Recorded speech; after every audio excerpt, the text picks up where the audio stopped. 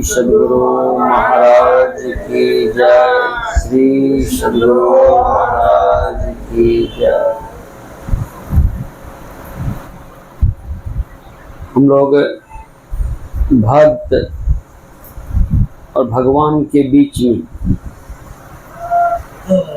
श्रद्धा जुटी हुई है। श्रद्धा रूपी पुल है। इस पुल पर चढ़ करके भक्त भगवान के पास जाते हैं। हम लोग सुन रहे थे कि भक्ति का प्रभाव कैसा होता है कि दूषित जल भी पवित्र होता है भक्त के प्रभाव से।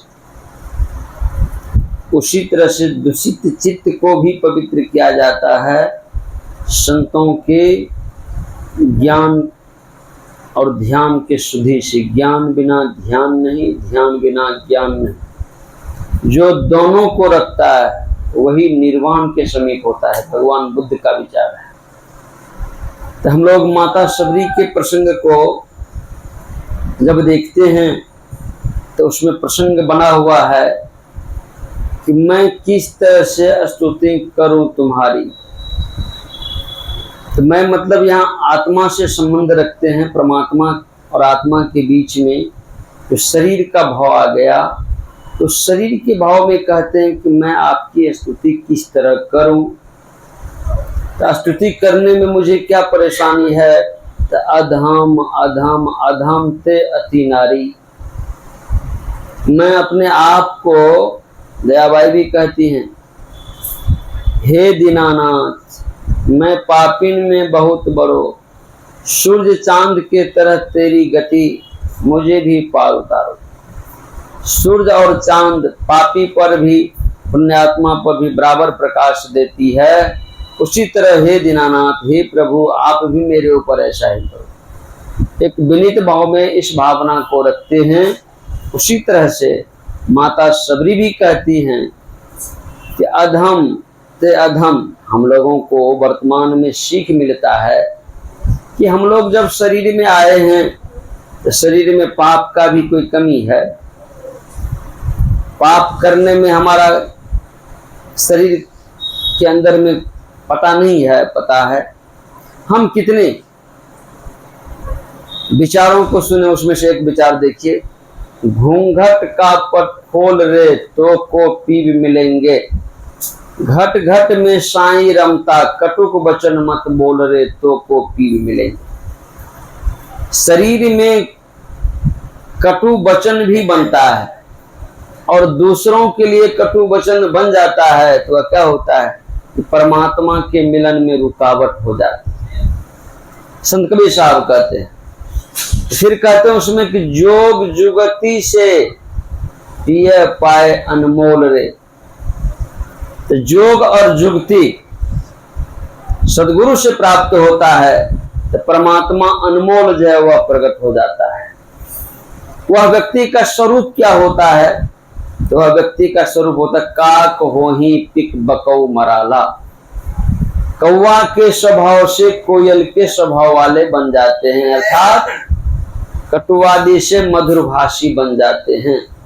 प्रभाव क्या हो जाता है तो सठ सुधरहि सत्संगति पाए, पारस परिशुधातु सुधातु लो। पारस के संग में लोहा भी सोना बन जाता है। उसी तरह से माता शबरी भी हम लोगों को कहते कि ऐसे अपने आप को विनम्रमयी।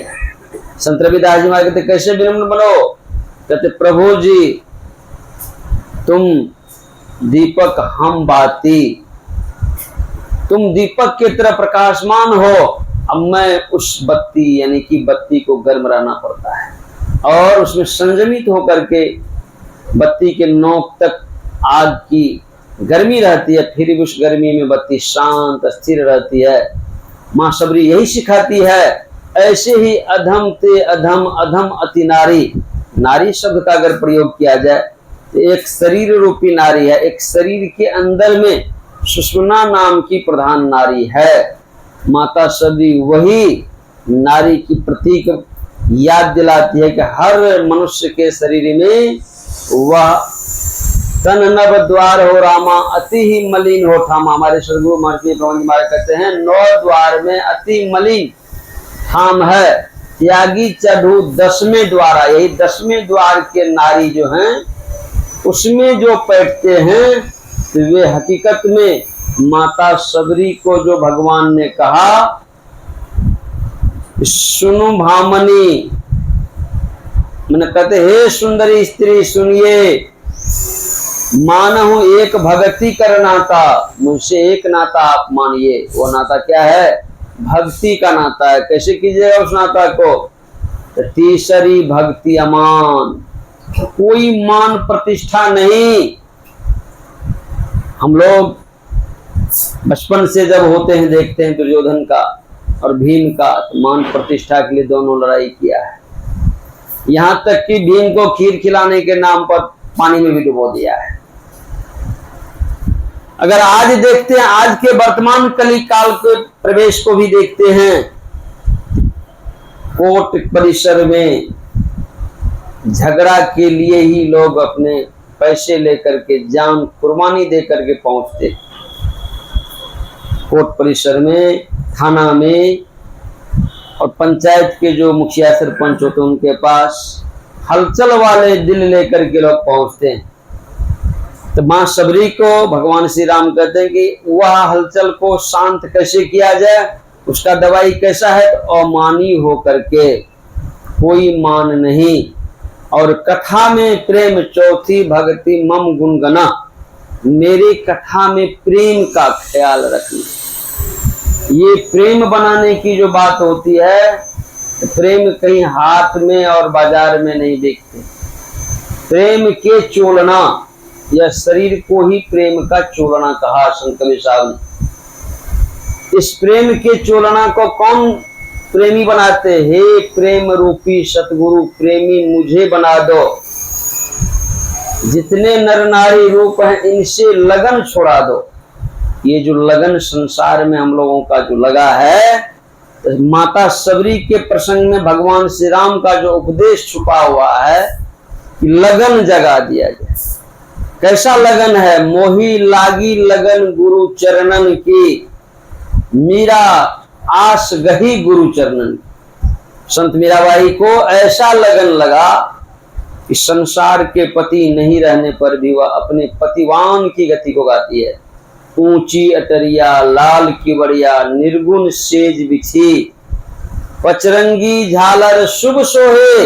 यह पचरंगी झालर संतों की वाणी है। 5 शरीर हैं हमारे, स्थूल सूक्ष्म कारण महाकारण कैवल्य।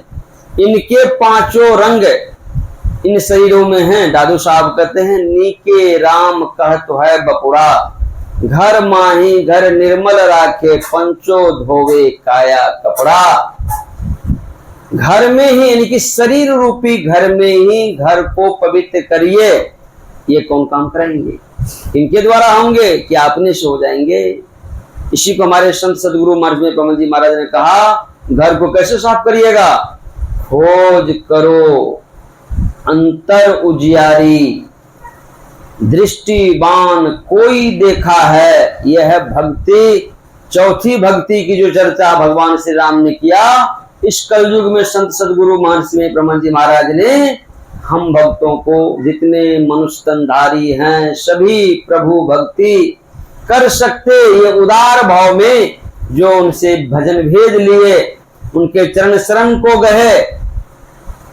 तो पंचम भक्ति जो वेद में प्रसिद्ध है, वह वेद के सम्मत भक्ति का रहस्य संत सदगुरु महाराज बताते हैं। कैसे वह प्राप्त करोगे? गुरु भेदी का चरण सेव कर। चरण कहाँ है?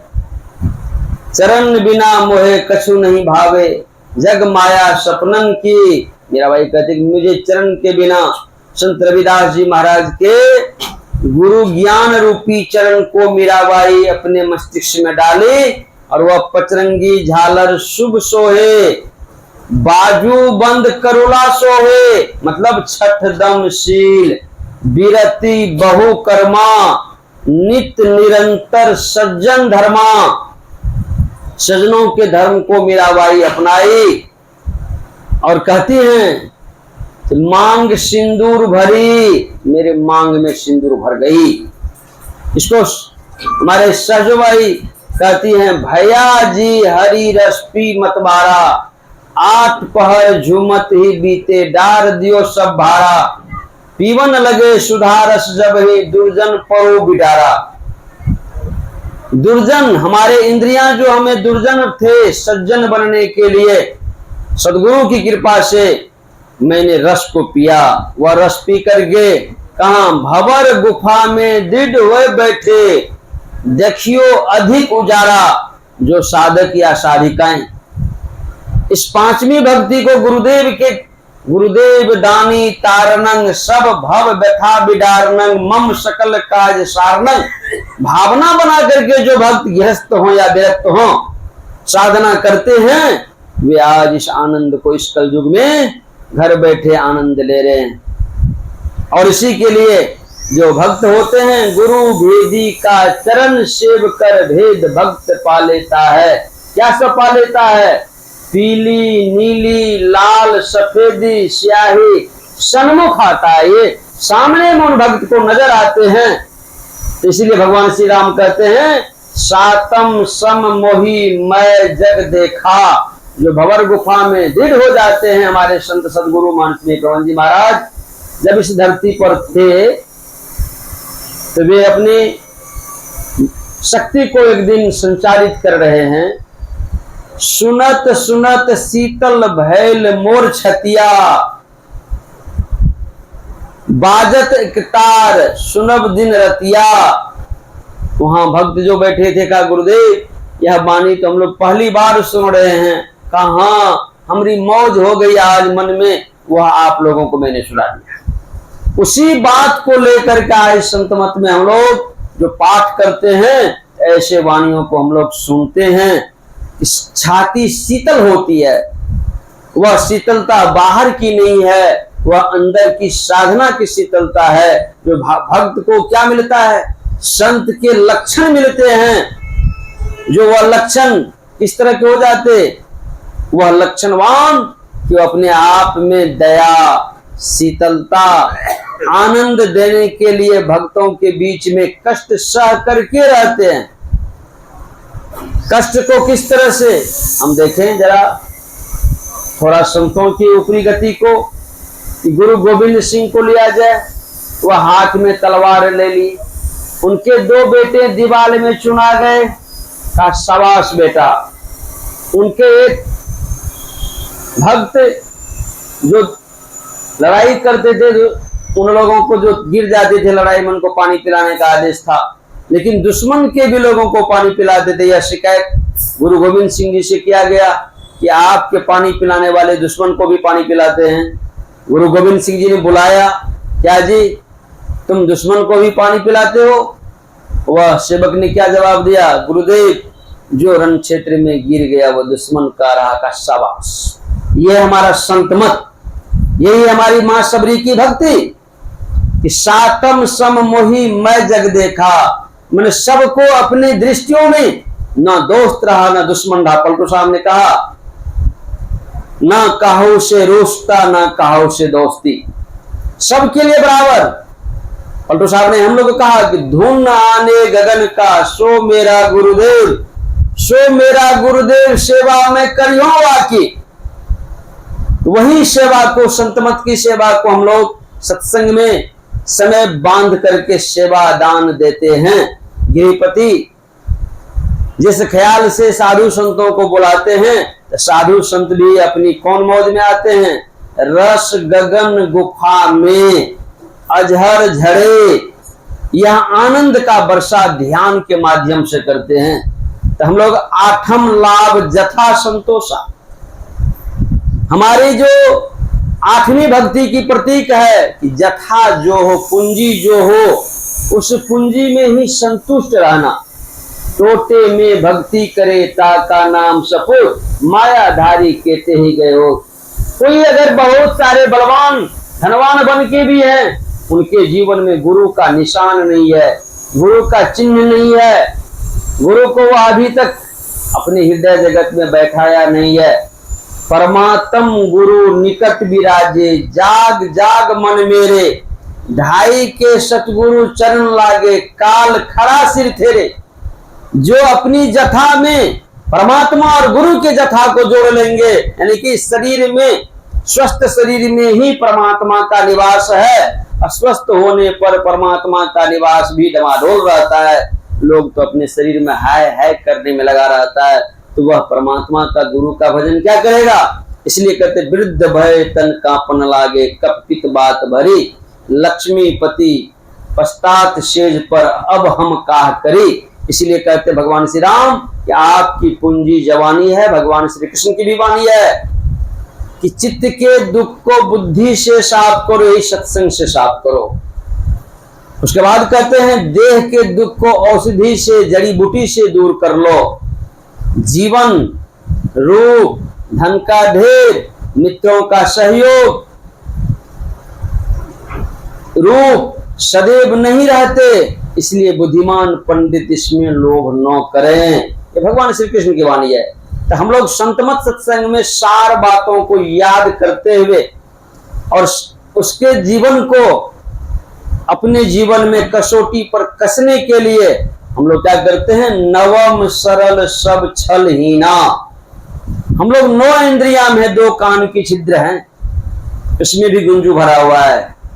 फिर 2 आंख हैं, उसमें कांची भरा हुआ है, रोशनी है तो कांची भी भरा हुआ है।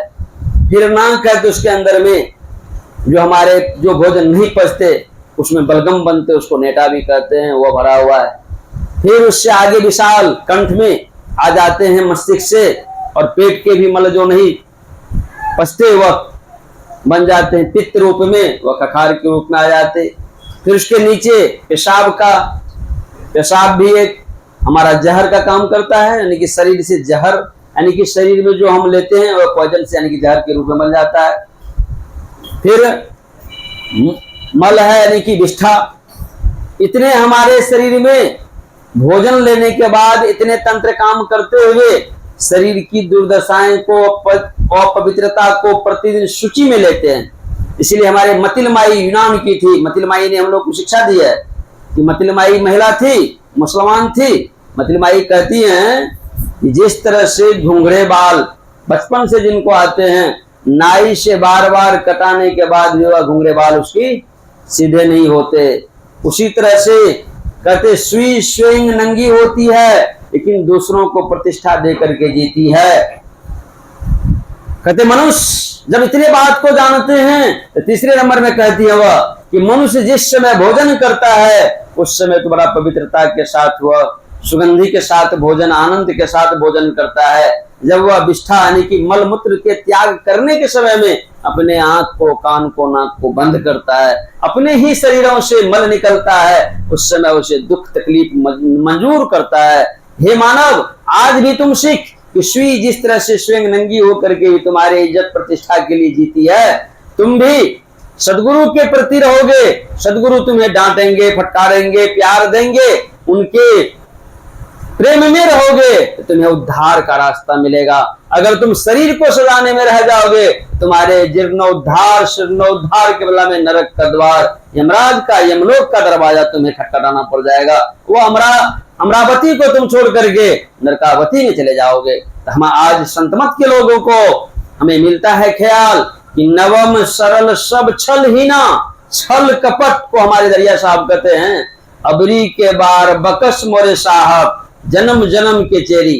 कपट कागज सब फाड़ी, के हम लोगों को कपट रूपी कागज, शरीर में जो कपट उपजता है उस कपट को कहते हैं पलटू साहब कि जैसे जगत भगत में बैर है चारों जुग प्रमाण। जैसे मूस बिलाई, मूस और बिलय, मूस बिलय को देख करके भाग जाएगा क्योंकि बिल्ली पकड़ लेता है। उसी से कहते हैं जिस घर में दही हो वहां कोई मिठाई रखेंगे उसमें पानी आ जाएगा। तो इसीलिए कहते हैं भक्ति में भी खटास मिठास है। अगर संसारिक दुनिया को हम पकड़ करके भक्ति करना चाहेंगे, आज के जैसे दुनिया में लोग चाहते हैं कि एक माता जी का रात भर जागरण करवा देना एक भक्ति माना जाता है, नाच तमाशा करके एक भक्ति माना जाता है। तो कहते मानुष जन्म सुधारो, साधो धोखे काय बिगाड़ो हो। सिंगी सिलही भेलू और बटुआ साई स्वांग से न्यारा हो। ये जो हम बाहर में आडंबर युक्त भक्ति करते हैं, कभी परमात्मा से न्यारा है। स्वामी रामचंद्र जी महाराज ने कहा, तुम कैसो भी आडंबर में आओ, परमात्मा तुम्हारे आडंबर में नहीं आने वाले हैं। परमात्मा को आडंबर मत दिखाओ, निस्वार्थ सेवा दोगे, परमात्मा सूद सहित ऋणी होकर के तुमको पूर्ण करने आएंगे। ये जापान भी गए, जाकर के जापान में भी शिक्षा दान, योग विद्या का शिक्षा दान दे के आए। ऐसे महापुरुषों की वाणी है कि निस्वार्थ सेवा परमात्मा को ऋणी बना देता है। इसलिए भगवान श्री राम कहते हैं हम लोगों को उपदेश में माता सबरी के माध्यम से कि जोगी वृंद की क्या गति होती है, कि जोगी जो होते हैं सकल देश निज उदर मैले, सोई निद्रा तजी जोगी, सोई हरिपद अनुभवई। अतिशय, जो अतिशय है, तो हमारे गुरुदेव कहते हैं अतिशय कैसे होता है, अति पावन गुरु मंत्र मन ही मन जाप जपो। यहां से शुरुआत होती है भक्ति की।